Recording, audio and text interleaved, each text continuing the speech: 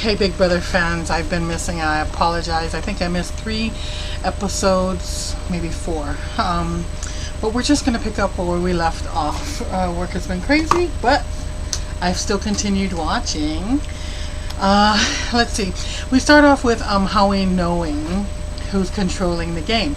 He claims it's Helen and Alyssa, and while they do seem to be a real huge power couple, I think that they're not the only ones that are calling most of the shots, as Amanda and McCrae happen to also be major power movers that are really behind the scenes, that unless you really kind of watch the feeds and pay attention to some of the episodes, you really aren't aware of how much they do play in the back behind the scenes type of things that spur people to do some of the things that they are currently doing. Anyway, this America being the MVP is totally throwing the entire household for a loop for the second week.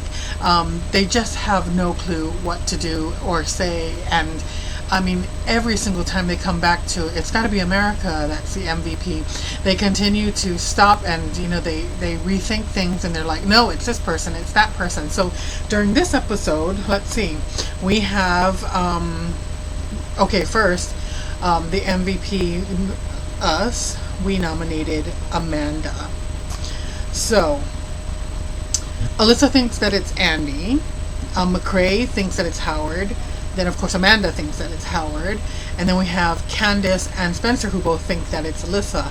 So it's just kind of funny that how this is actually kind of playing into people's games.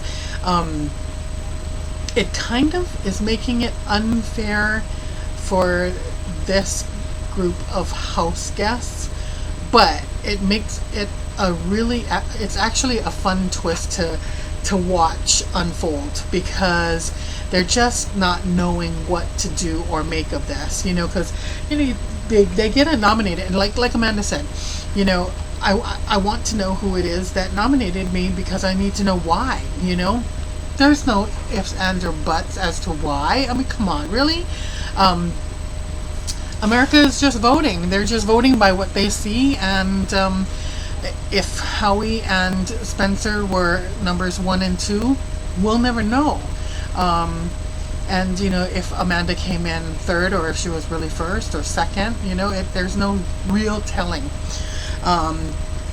So anyway, the weird thing is, like, everything comes out of sequence, and so they choose the POV host and the 2 additional people who are going to play, and those 2 were Candace and Jesse.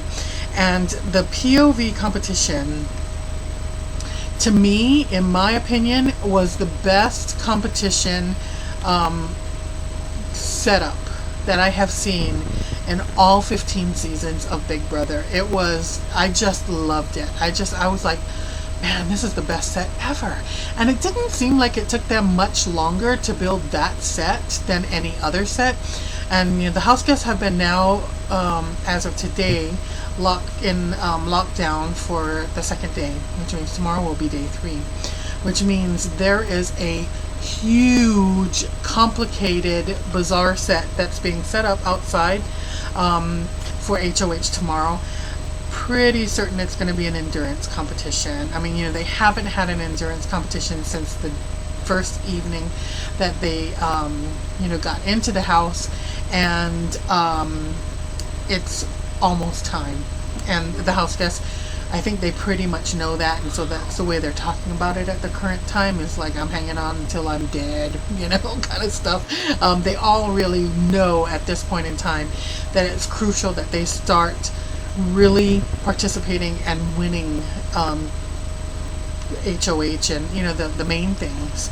So anyway, the game was called Back in Time, and Helen was dressed up like Doc from Back to the Future, and when they went out into the yard, at first everything was like space, and everything was all high tech and whatever. And then they went into the time machine, and gadget gadget, blah blah blah, and they came out the other side, and they were back into prehistoric time, with lava coming out of volcanoes and dinosaurs and whatnot. And basically what they had to do was they had to build a veto stone. And a lot of time was spent worrying how far the other person was in terms of building their stone. And so I think if Amanda had actually focused a little bit more on what she was doing and paying attention to the fact that she didn't have all her pieces, she might have potentially, not sure, she might have potentially kicked Spencer's ass. But as it was, Spencer won the veto. I found it really interesting that no one used thought of the idea of putting all the pieces down on the ground, building it on the ground, and then moving it all, or moving it piece by piece onto the set or whatever. But whatever floats their boat. So anyway, the house guests started speculating, if Spencer uses the veto. Oh, of course he's going to use the veto. Who is going to be put into place? And Erin said, that she just wants Candace out. Period. So let's put Candace up. And so Helen was unhappy, but she says, she'll agree with that if that's what the house wants. Pretty much the house wanted that, just for her to be up. So, we have Howie, Amanda, and Candace on the block. So, this was prior to, her being put onto the block, actually. She went to Helen, was it prior? Whatever. She went to Helen with a deal, asking her to help Howie. And, Helen told her, listen, he's done nothing for me. He's done nothing for my game. He's lied to me from the very beginning.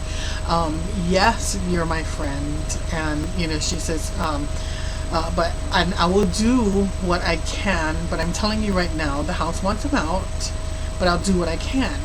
And of course, Candace got to fight for her man. So she pushes it and pushes it and pushes it until she pisses Helen off, who decides to just stand up and just get out of the room.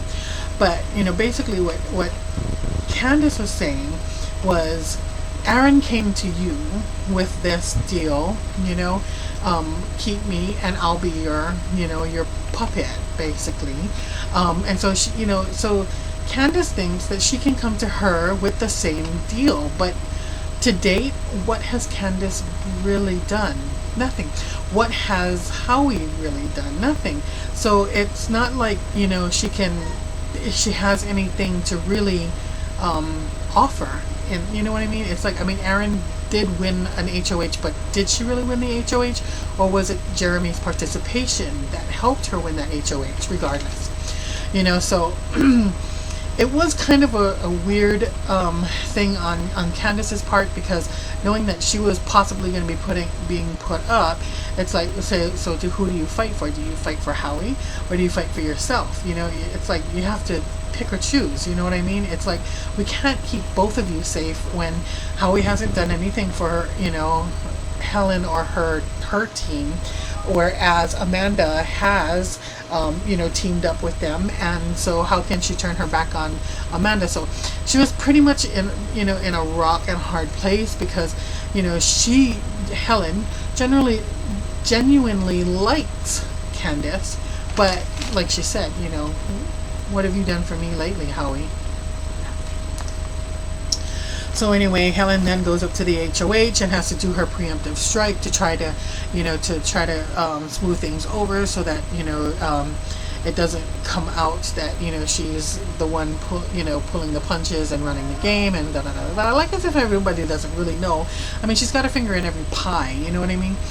But anyway, they did hold this the POV ceremony, and one thing that I do like that has gone around once again is the person who has won the POV has used it, first of all, and secondly has decided they've decided to do away with the silly speeches like, well, I know you're on the block, but if you see it in your heart to help me and give it to me, Marcellus, yeah. I'm so glad they did away with that. I mean, it was really a time waster and ridiculous, unless it's somebody who is not on the block or whatever, to listen to their speeches. I understand that. But if the person won, I'm glad they did away with it, because obvi they're going to use it. But anyway, that's that with today's episode. Tomorrow we have the live eviction as well as the HOH competition. Like I said, it's going to probably be endurance. So if it is endurance, and I will keep you up to date. If you're into the spoilers, I'll put up the spoiler when we find out who is the HOH, etc., etc. Until then, bye.